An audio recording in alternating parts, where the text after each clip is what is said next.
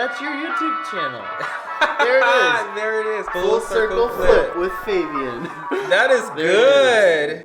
Hello and welcome to the second episode of Coffee with Zach. My name is Zach Hathaway, your host, and today I'm joined by Fabian Haywood. Today we're going to be talking about real estate, wellness, mentorship, and what it's like to be a millennial investing in Flint. Before we dive in, we've got a couple of housekeeping things. Make sure you check out those show notes. It can be found at coffeewithzach.com. Also, if you're listening on Apple Podcasts, we would really appreciate if you left a nice review. That helps me know what I'm doing right, what I'm not doing right, what you want us to fix. It really helps us out. So if you can leave us a review, really appreciate it. If you are listening on YouTube, or watching rather, you have the luxury of seeing our beautiful faces. You also have this thing called a description box. So if you want to check that out, that's where we'll put those show notes. You can also go to the Coffee with Zach website. You can see them there too. If you have any further inquiries, any questions you want to ask, reach out to us on Instagram. Just send us a DM. We'll make sure we get back to you. Make sure you hit that like button, like, comment, subscribe, share it with all your friends. Also, make sure you follow us on social media. All of our social media links will be in the description box below. Just check out that link tree. And you can follow me on Instagram at HPM_Flint, or you can look up this Airbnb. Use the app and search for the 2-bedroom apartment in Downtown Flint. Without further ado, let's jump right into the show.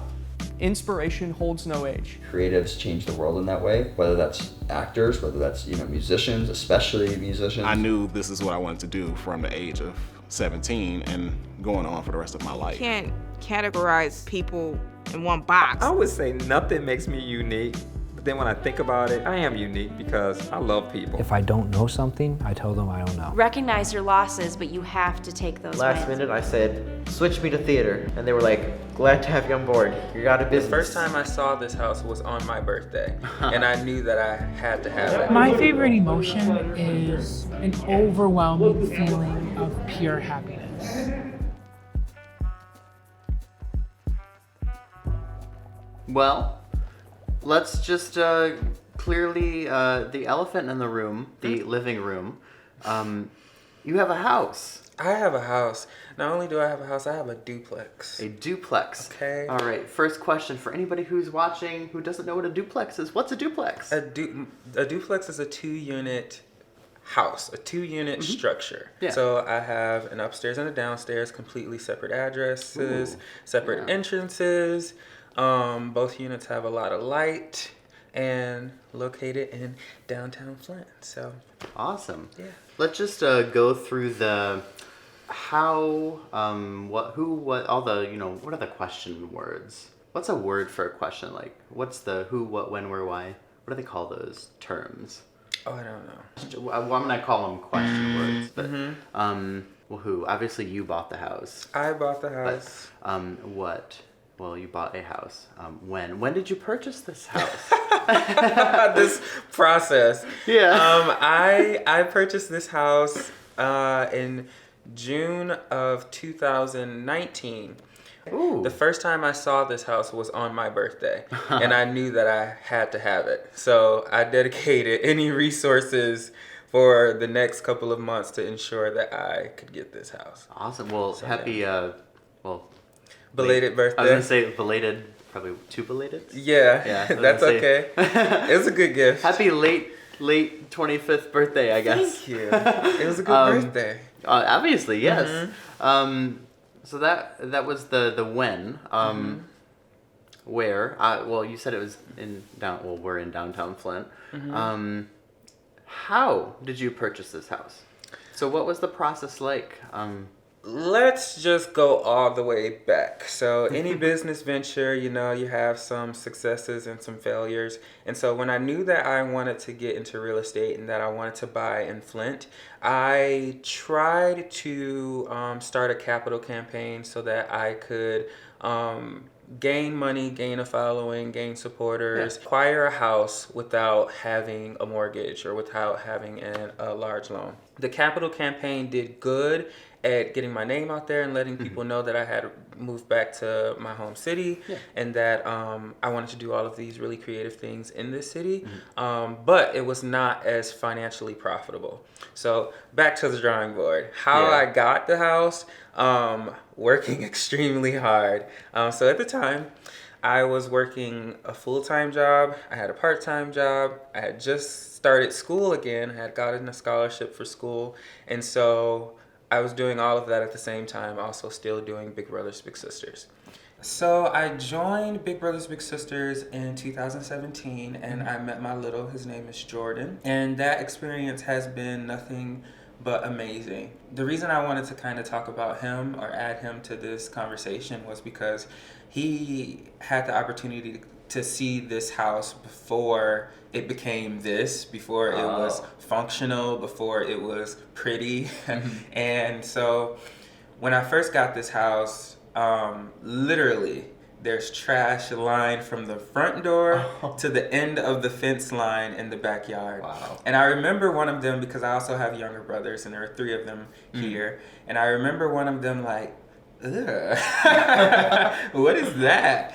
And I don't even know what they saw, but it could have been anything. And so to go from that moment to go to this and see something that's working really well, I think that is inspiring for them, but it was also a really good moment to have, like to share with them. Definitely. So Big Brothers Big Sisters as the organization, they've presented a lot of opportunities. Jordan and I got to speak at an MLK event last year. So that I get to share all of these opportunities where it's like his first time speaking in public, his first time seeing a house kind of transform. And I enjoy that part with him the most. Yeah. So just for anybody who's not familiar with the organization, what is Big Brothers Big Sisters? Well, my understanding of Big Brothers Big Sisters is that it is a mentorship program, a community mentorship program. So they pull mentors from the city, depending on what city you're in. You get paired with some a youth in the community, and their requirements are that you meet with them for a few hours monthly, maybe 2 occasions, but with the relationship that Jordan and I have. Prior to COVID, we used to meet way more than that. So, that's Big Brothers Big Sisters in a nutshell. It sounds like a lot, but it was all really fun.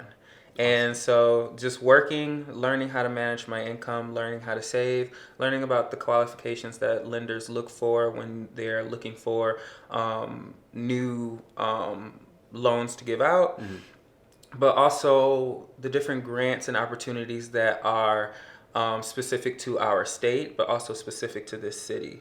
Saved up enough money, got my down payment in, and took a while for the mortgage to go through. The mortgage process takes a moment, but we got it. Awesome. So that covers the how. Why did you want a house? Well, that's a layered question. There's a lot that goes into the why. During the Capitol campaign, I shared this story about growing up on the north end of Flint.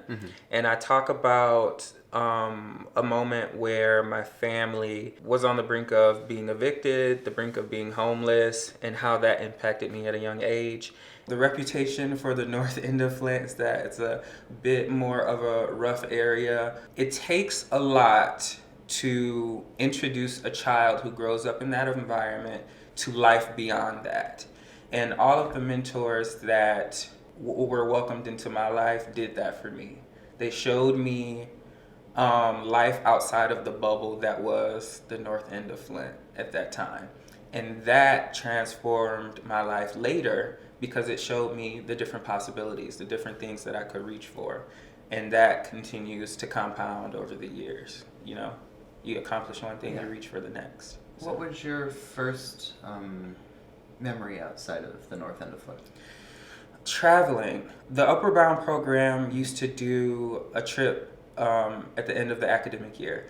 And I believe the first place that we went to was New York City.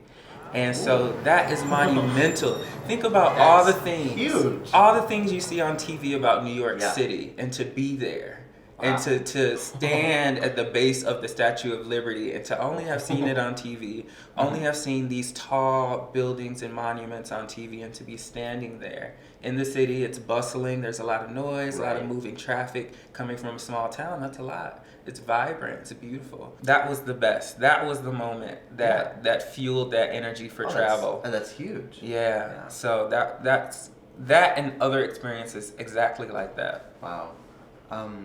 What kind of experiences do you and Jordan have?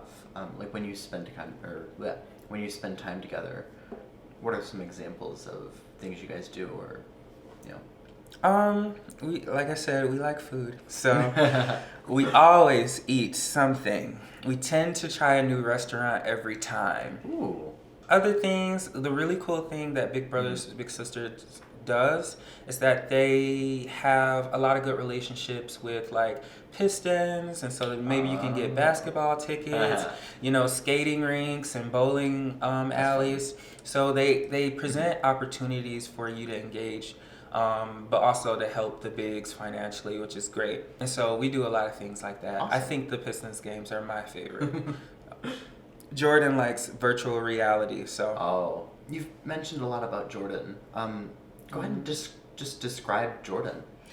Jordan is very energetic. Jordan eats a lot, but we both eat a lot. I think that is something that we bond over is food. But we also just like to have a lot of fun. Something that we have in common about our childhood is that we both love Sonic the Hedgehog. So that is our thing. Jordan is just bright and full of energy and very intelligent and very inquisitive. And I just appreciate having him around. He has a lot of siblings, so he knows what it means to kind of care for others and be a little bit humble, but also know when to step in and say, hey, that's a big one. I'm here. So he's really cool. That's awesome. I was going to say, how has your life changed since you came into Jordan's life? One of the biggest things has been learning how to manage my relationships with my own younger brothers, because it's a different relationship when you have somebody who's not family. You talk to them differently, you engage with them differently, you look for different opportunities for them. The fact that I was working intentionally in that relationship with Jordan helped me work on my relationships intentionally with my other younger brothers. And they're all around the same age, and they all like hanging out with each other. So it really just grew my relationship with my other brothers, and it's nice to see them embrace each other and support each other. And I hope that continues to build and last for a long time. We talk about school a lot amongst them, and it's nice to hear when they talk about issues related to bullying or insecurities in school, and that they can kind of see like, hey, I went through this too. In my mind, it's like monumental, like they're sharing this, and I think that it would be nice to see them overcome that together or figure out ways to just continue to talk about it. That's really, that's really powerful, and I feel like there's other areas where that can be applied in life. Would you agree? I would definitely agree, and I mean, it's in the proof, it's happening. Because I wasn't expecting all of this in developing a relationship with Jordan. So yeah, absolutely, I'd agree about that. Yeah. What would you say to someone who wants to be a mentor? Maybe they're not confident enough to be one. Maybe they're not sure how to get involved. What advice do you have for someone? Well, let me remove one excuse. In order to get involved, contact Big Brothers Big Sisters of Genesee County, or contact me, and I will redirect you. Let's remove that. And the other thing is, I've never felt like I needed to go out of my way to have a valuable experience with Jordan. So it doesn't have to be this monumental thing that you do. You're not going to transform their life just over one day or one meal, okay? So I would just say do it. If it's on your heart to do it, just do it. Something that pushed me to do it was because I had a lot of mentors growing up. I was in the Upper Bound program. I had a lot of mentors in school, and a lot of different people who supported me outside of my family. And so in moving back to Flint, it was necessary for me, you know? But just do it. I just genuinely want to give back. And I just genuinely want to be a part of the community of other entrepreneurs in the city who are investing here and who are trying to make things happen. Awesome. So I'm already sensing so much authenticity in what you're saying. It's really refreshing to hear just all of that. That was like a brief overview on the who, what, where, when, why, how, all of those question terms. Let's dive in. Like was there anybody who helped you with the whole process? So, funny story, kind of bringing it back to Foster's Coffee, right? So, Foster's is in Ferris wheel, right? Ferris wheel has these cardio classes. Oh, yeah. And I used to go to this cardio class every Tuesday and Thursday with Marcus Marlowe. And he organizes the class, leads the class. One day, there's a guy, his name is David Withy, and he owns the business Express Yourself LLC. And it's all about renovating houses, rental properties, real estate. And so we're talking at this point. I haven't bought a house, but I'm looking around. I know that I want a house, and I just need information. The day I met him, he said, "I'll teach you everything I know." And so Dave has been very instrumental in getting me from not having a house to having an Airbnb that is earning revenue. That's awesome. So, when did you meet Dave? I would have met Dave in February of 2019. I saw the house on my birthday, which is March 27th. Purchased the house in June. So it kind of happened all fast. Yeah, I was going to say, in the grand scheme of things, that's a really tight time frame for that to all happen. So yeah, but it was just like a divine order or whatever they call it. It seems like you just really made it happen. Yeah. You're like, wow. Yeah. It was really quick now that I think about it. Wow. Are you comfortable talking about numbers and that kind of thing? Sure, let's get into it and see where we go. Okay, just dive right in. Yeah. So what was the original listing price? And then what did you get it for? The original listing price was $65,000. $65. However, in the description it said turnkey ready. Okay. It was absolutely not turnkey ready. The house, in fact, was not even functional. There were pipes missing, so there was no water running. And there was trash from the front of the house to the end of the fence line in the back. So I ended up negotiating a price that was $20,000 less. I bought the house for $45,000. I felt like that was a big win. Absolutely. I felt like $65,000 was probably as much as I wanted to spend. So to get $20,000 less was great. I ended up spending around $65,000 still because I used about $20,000 to get it functional and just beautify it a lot. But I'm really grateful with how it went down. I was going to say that was going to be one of my next questions. What did you put into it to get it up to what we see now? The plumbing was the biggest investment. Ooh. And aside from that, after we got to having it functional, the other thing was the floors. When you take a look at the floors, they were painted over. In the upstairs unit, the floors were gray paint. Down here, it was brown paint, but you could see that it was paint. It wasn't wood. Yeah. Bringing life back to that was like a big thing for both units, but it also changed the units a lot. I wouldn't have known there was paint until you said that. Isn't that a crazy idea to paint floors? Well, it's a crazy idea to paint them, but to me, just looking at them, I wouldn't have known. So they look fantastic. Thank you. Thank you. Oh, wow. So 65 down to 45. That was that just like an easy negotiation, or did it take some time to get the seller to back down off that 65, or how did that process go? Well, there's 2 points here. Yeah. First, it became easy because the person, I believe, inherited the house based on a family member who passed away. But also, I was in a negotiating class at the time. Oh, well. So my energy was ready. I was like, you're not going to sell me this house for $65,000. It was easy. I only submitted one counter offer, and they accepted. and I submitted a counter offer for the $45,000, and I also wanted them to pay closing costs.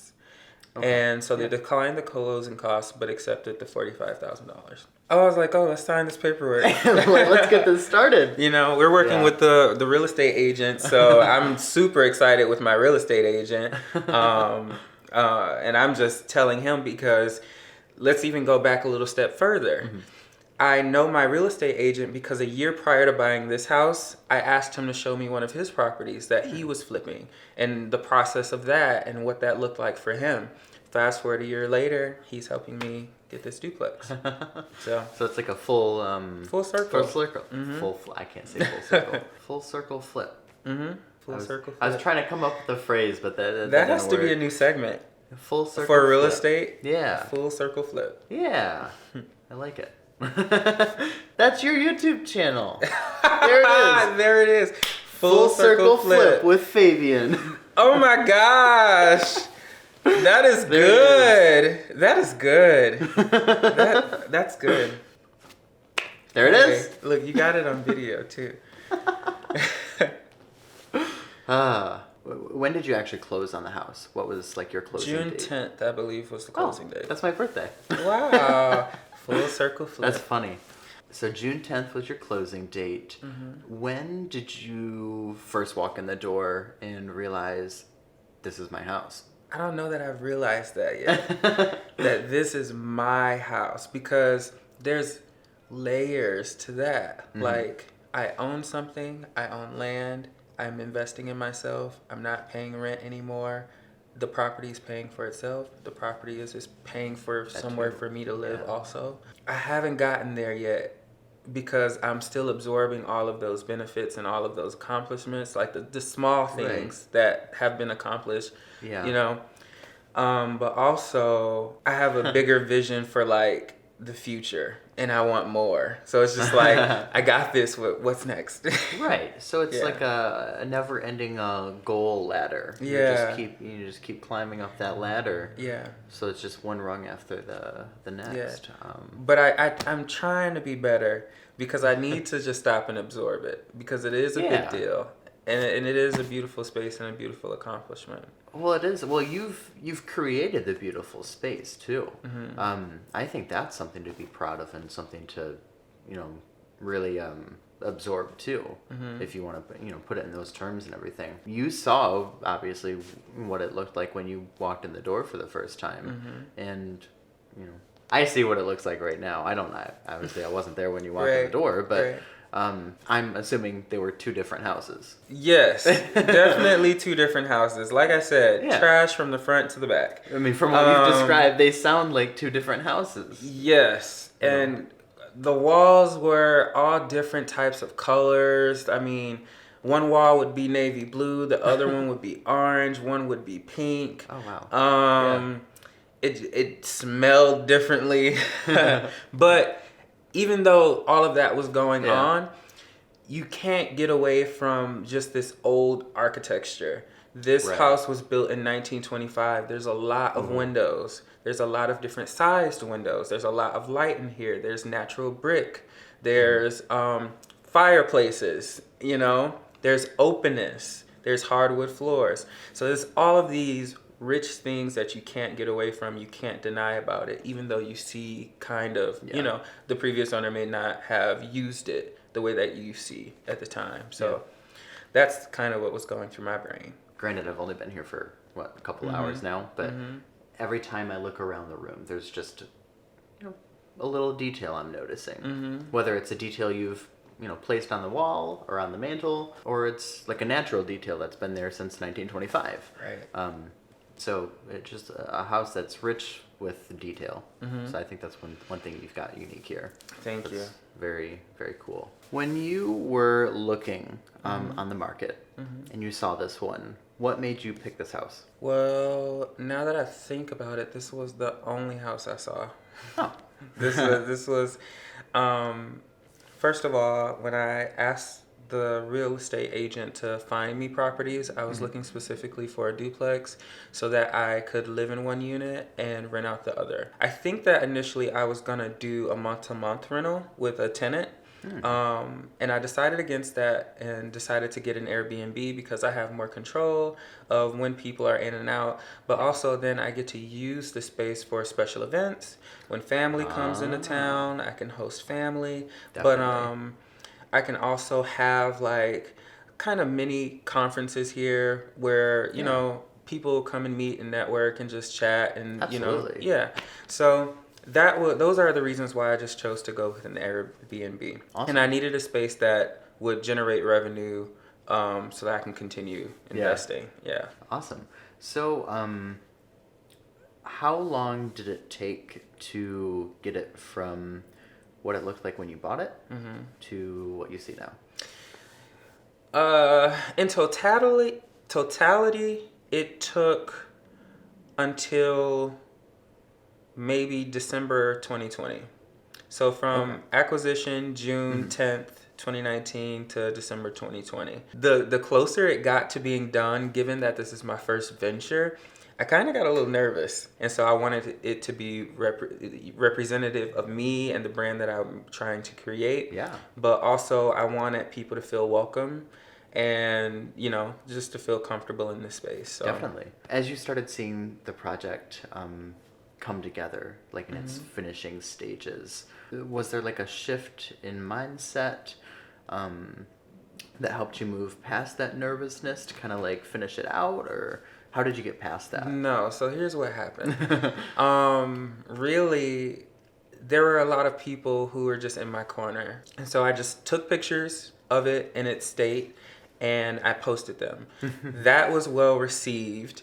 But there were still details that weren't there. So if you notice, if you look really closely in one of the pictures of the dining room into the kitchen, it's at an angle to avoid completely seeing the kitchen. And the reason that is because there wasn't even a stove there yet. And but I love it.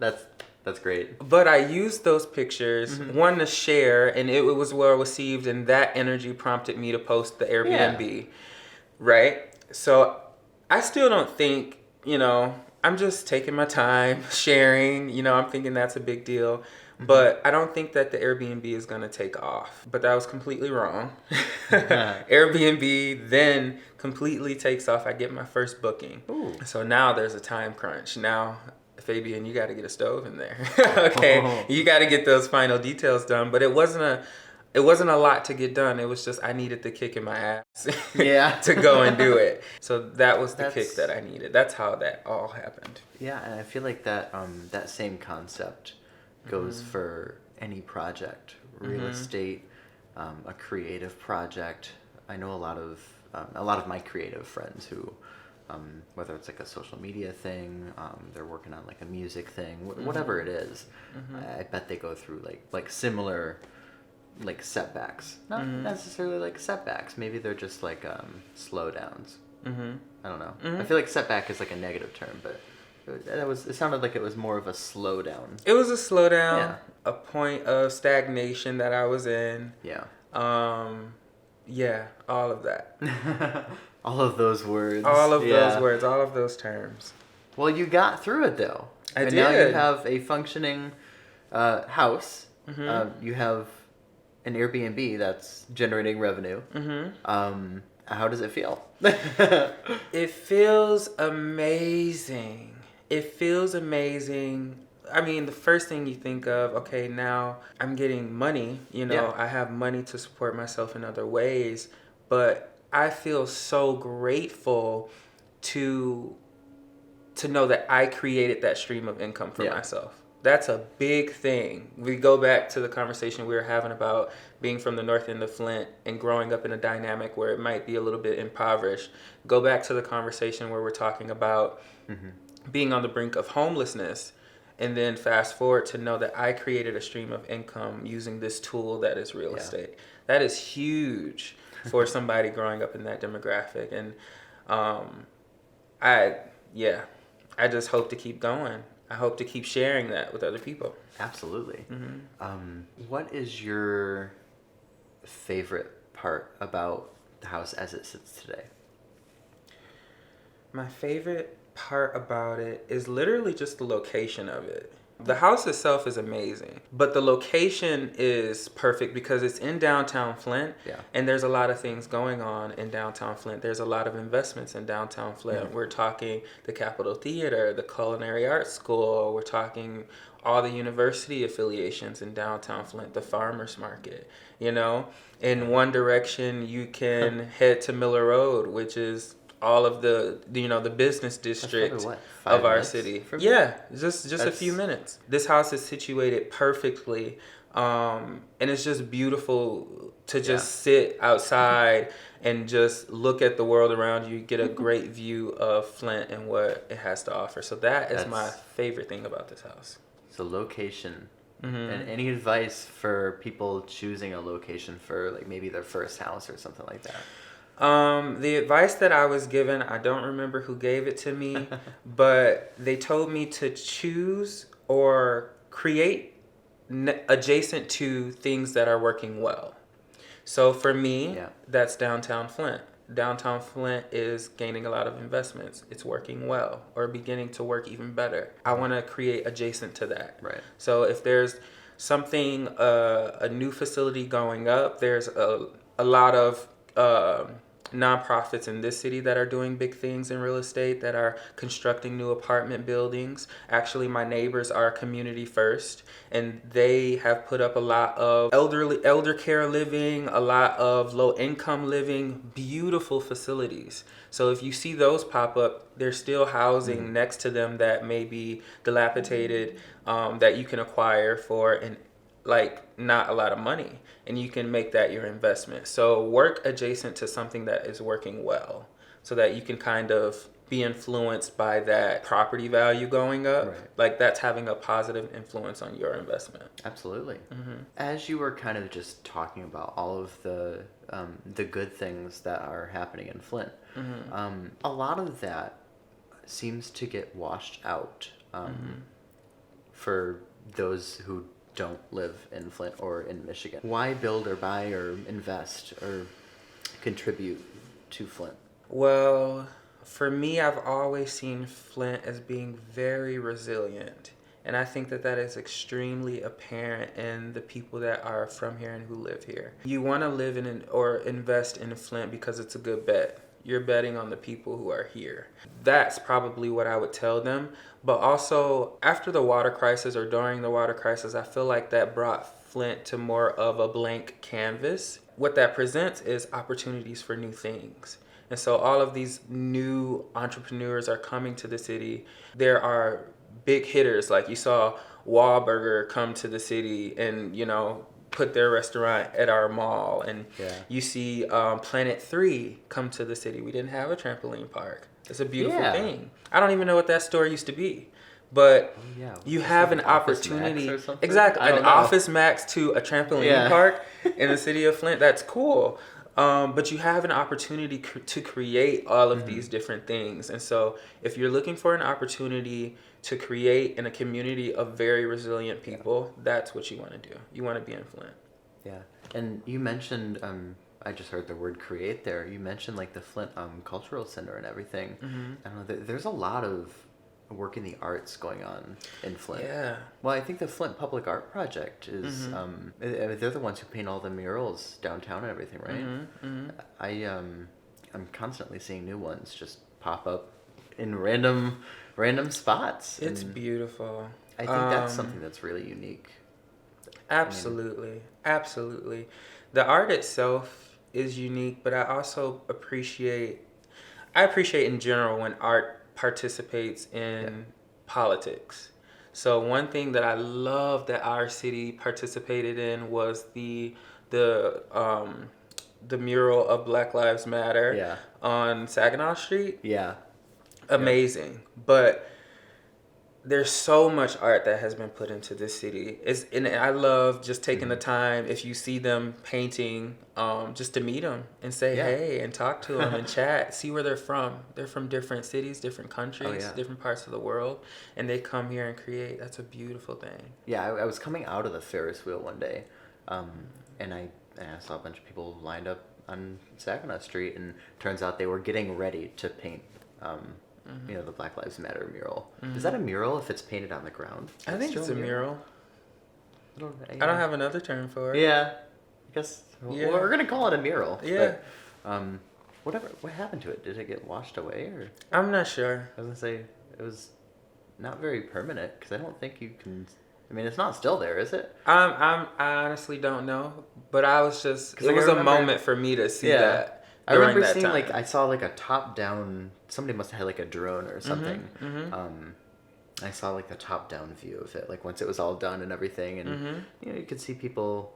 It was like when they had the street closed off still, so people are like walking around, and it was like, you could see people darting in and out of the frame. They must have like hyperlapsed it and sped it up or something, but that was cool. It's beautiful, right? It's one of those shots that it just like it's ingrained in your mind. I thought that was unique. But to be a city that had a successful march between police and citizens, I was thinking to have the same that thing just now. represent our city, to have the Black Lives Matter mural, and to just develop a camaraderie during such an uncertain time. That was amazing. That was amazing. And I'm not 100% certain on this, but wasn't Flint one of the only cities where that happened? Yeah. At least that made the news or nationally. I mean, there could have been other cities that had similar things, but you see our chief of police Flint went viral because of that, and I think that made a significant impact on easing some of the tension that was happening in the country at that time. That's going to be in history books someday. I know it. What was your take as that was happening? It was a relief. It's a relief to be in quarantine and to watch the world via the news, or just just what you hear at this point because you're stuck at home. Right. Sort of implode. You're watching the world implode. Yeah. Everybody's frantic. People are looting. The government seems clueless as to what to do. And so to watch that and to know that you're in a city that, hey, we're going to stick together. That's the resiliency I'm talking about in this city. We're going to stick together, and we're not going to lose our minds. Like, we're going to get through this. That brought me so much tranquility because not only are we going through a pandemic, but we're also addressing the fact that Black men are disproportionately murdered by police officers. You're talking to a Black man in that environment. So to feel that I'm in a safe community of people who support each other, that was why seeing our chief police align with the protesters, seeing the mural in the street, that's why those things are extremely important. So absolutely, that's kind of where my headspace was during that time. Yeah, I feel like a lot of people probably had the same thing going through their minds. It almost seemed unanimous what Flint's mindset was. I mean, it wasn't really one event either. It's just that whole, what was it, from June through maybe July, that whole stretch of just national tension. Yeah. Flint stayed cool. Yeah. And you mentioned resiliency, and when you think about it, that really holds true for Flint. I mean, I don't know Flint history way back, but just in the last 20 years, I mean, Flint's been through a lot. A housing crisis, the economic crisis. Food deserts. Yeah. A pandemic, and then the water crisis. Flint has had a lot of crisis, and there are still businesses doing well. Granted, there are businesses that are struggling and not doing well, but the businesses that are doing well are also willing to help out, and there's also so many nonprofits and organizations that maybe for profit that are still willing to help out in the community, and I think it's a very community centric place to be. So what does resiliency mean to you? Now that has changed a little bit, and the reason that is because I think that therapy and mental wellness and wellness in general is becoming more of a topic in our generation and in our society, which is amazing.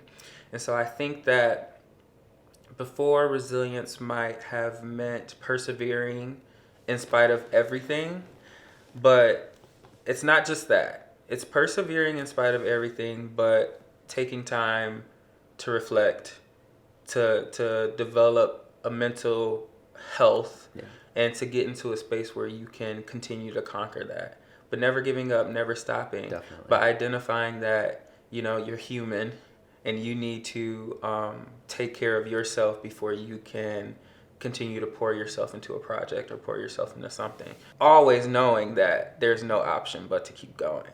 There's no option but to conquer and win, and to take care of your community and your family. And I think that our city represents that well. Yeah. I think mental health is really, really important.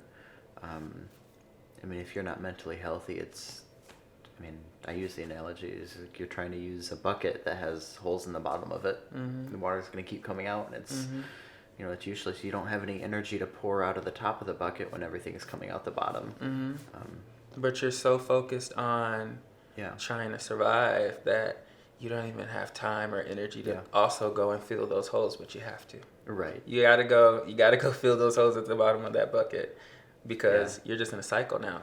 So you gotta remember to break that cycle and so that you can keep going. Yeah, and Band-Aids and duct tape, even duct tape can't fix those holes. Mm-mm. Duct tape does a really good job. We've got duct tape holding these microphones up and everything, but duct tape can't fix mental health. You've got to get to the root cause of... You got to do the work. Mm-hmm. It really takes getting to know yourself, and I feel like once you get mentally healthy, then that's when you can truly start to create, and that's when you make your difference and your impact on the world. So that's what I'm trying to do. That's what I know a lot of people are trying to do right now. So I think you're right when you said that's been becoming a big thing in our generation or generations. You're a millennial. Yeah. Depending on the definition, which changes by source. I'm either a millennial or a not millennial. Well, I don't know. So I think that... It depends. But Zach. I think that it's spreading. That's what I am. I'm Zach. You're Zach. Hey, Zach. I think that it's spreading, though. Like, I think that it's becoming ubiquitous to have conversations about wellness. I think that as whatever generation that it's most prominent in, as that becomes stronger in that generation, it spreads out. Because then we start asking our elders questions about, hey, how you doing? We understand their experience a little bit more. Absolutely. To be empathetic and to kind of reflect, like, whoa, you went through that, and you were still my mom, or you were still my grandmother. Like, you still were able to support me through that. Absolutely.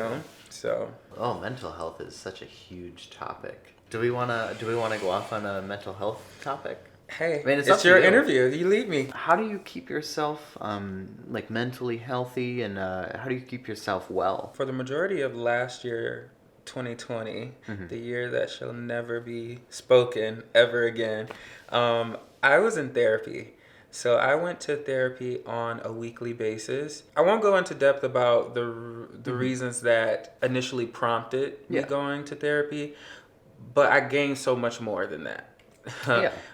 It felt good to just say out loud the things that I'm thinking without worrying, without involving people that may be involved in the situation, or without talking to people who may. Sometimes you talk to people and you just may be talking in a general sense, but they feel offended by it, or they see where they fit in it because they know you and they have nothing to do with it. Right. So it's nice to talk to somebody who is completely taken away from the situation and whose job it is to just listen.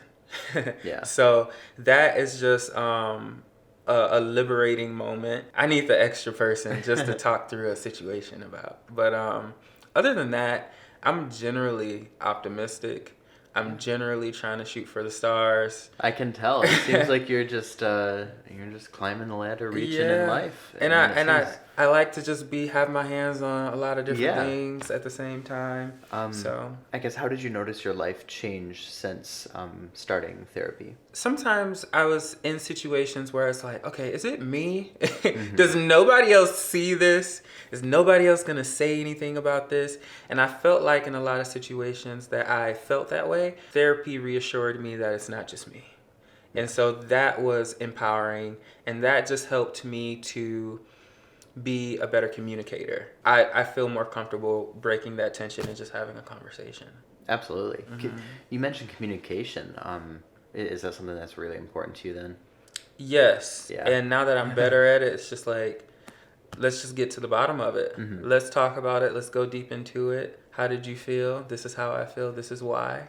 Where does that stem from? I've been practicing direct communication for about the last year or so. I found that it improved my communication overall, just being direct with people. I no longer beat around things. I just get right to the point, you know. Fair. I mean, it's the balance between humanity and directness, you know. But that humanity component, that's the thing. So that's not my weakness, being direct. My weakness is sometimes being empathetic first. Ooh. I'm direct first and then empathetic second. And so in communication, where I've gotten better is being empathetic first, so that when I do approach you directly, I have put myself in your shoes and I know how to talk to you now. I know how to approach you. I know what you're going through. Yeah. And now we can just have a conversation. I think I might have been maybe a little bit the opposite. Maybe first I was afraid to just be direct, period. Because I had never really had a customer service job before.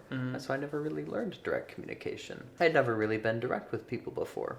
So I found that once I learned that form of communication, it was something new. So yeah, and necessary. It is very necessary. Because people like to waste time.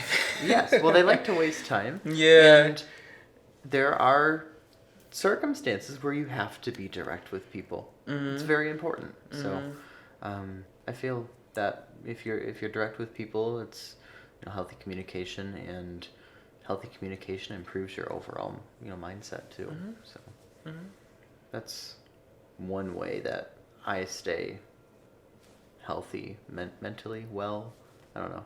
Words. Lots of words. Yeah. We've said lots of words. Let's sum it up with wellness. Wellness. Insert ad break here. Well, look, right here. Wellness. This episode is brought to you by Haywood Property Management, where we discuss wellness.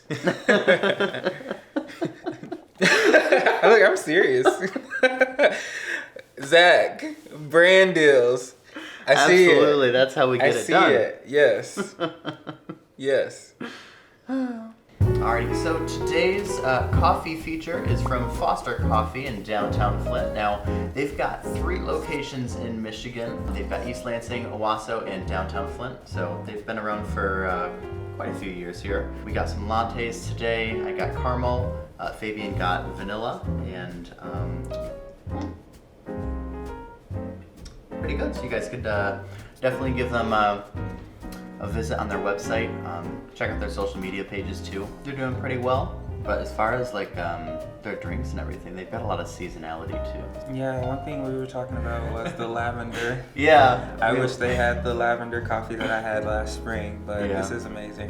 Now I've had it before too. They sometimes I go in and I'll ask them to like surprise me with a drink because I don't like making decisions. But I'll ask for a surprise, and I remember they gave me something that had lavender in it. But yeah, it was like a cold brew. It was amazing. Yeah. But that's a good habit to have, to ask them to surprise you, because you never know what they have. Yeah. And I think that their skills and taste buds are developing so well now. Oh, definitely. Yeah. Well, I like being surprised too, and half the time I don't know what I want at like restaurants. So it's like whenever I go to a breakfast place, they start asking you like, how do you want your toast? How do you want the eggs? What kind of meat do you want? I just ask them to surprise me. Right. They ask you to make like 3 decisions on the spot. Oh. It's a lot. It's a lot. It sounds so easy to them, and they're just like, okay, what do you want? You've seen this menu a million times. Let's move it on. Yeah. But it's a lot of pressure on the other side of the speaker. Their staff's super nice too. They get to know you if you come in a lot. So, yeah, definitely go check them out. If you guys have any questions about them, feel free to reach out. So, I'm gonna keep sipping on them. Yeah, it's delicious. I don't think I've ever had a bad drink from Monster. One thing I like about them, they don't ever rush anything.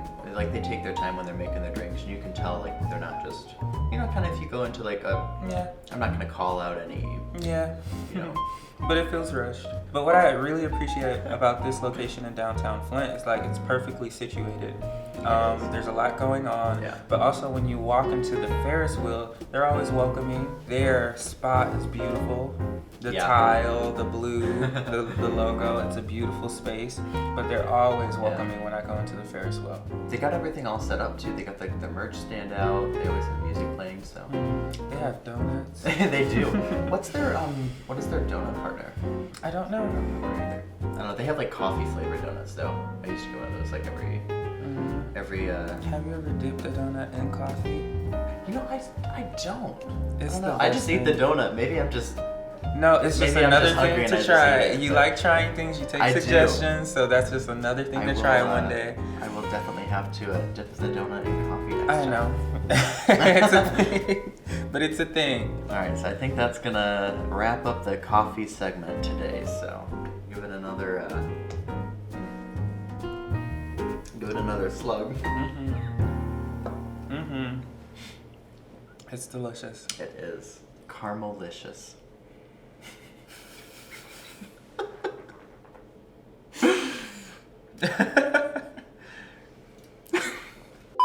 We actually met back in, August, July? One of those months.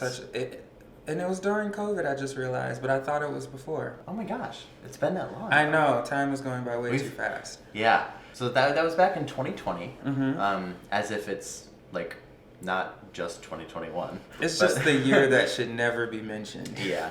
What is it in Harry Potter? He shall not be named. Exactly. The year that shall not be named. We met back in 2020 at Foster Coffee.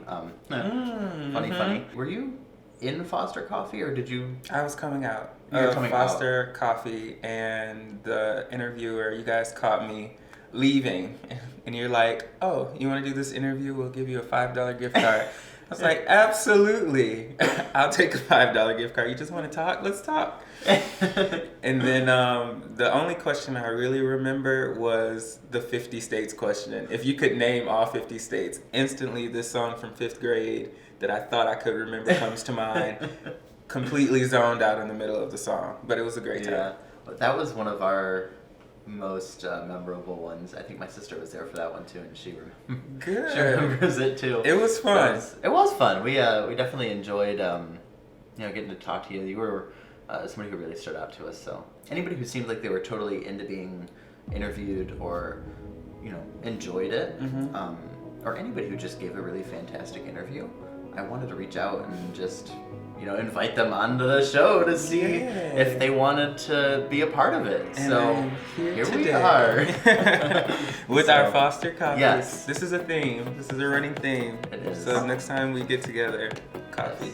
Thank you guys so much for watching. If you enjoyed this episode, feel free to share it. Give it a like, comment, subscribe if you want to see more. Again, if you have any questions, you want to reach out to us, go ahead and send us a DM or reach out to us by email. That's fine too. Make sure you check out those show notes, coffeewithzach.com. Check out the links in the description and follow us on social media. And then I'm going to let Fabian share whatever he wants to share.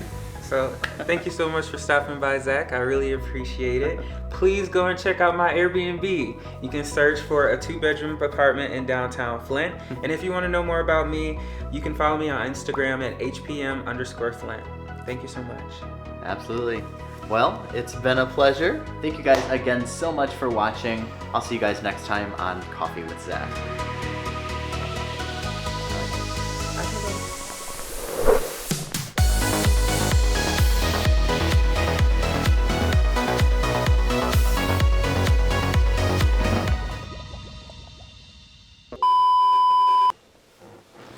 Good thing I'm also the one who edits these because I didn't want to have to explain that to the editor. You know exactly what to do. I need to be sitting like this or something. A lot. That's why I was like, oh, I can hide this. Just give me a second. It is good support though. What do they call that? Like lumbar support? Or something? We need that. I'm not a back scientist. We're not old, but gravity works. I'm not old, but I'm getting old. Exactly. Gravity is a real thing. It is. Let me get more. I started like drifting more towards because I was comfy laying. You're relaxing. I was, but I got to make sure I'm like centered I know. in frame. No. This episode is brought to you by. Oh, I'm looking at. Where's the camera?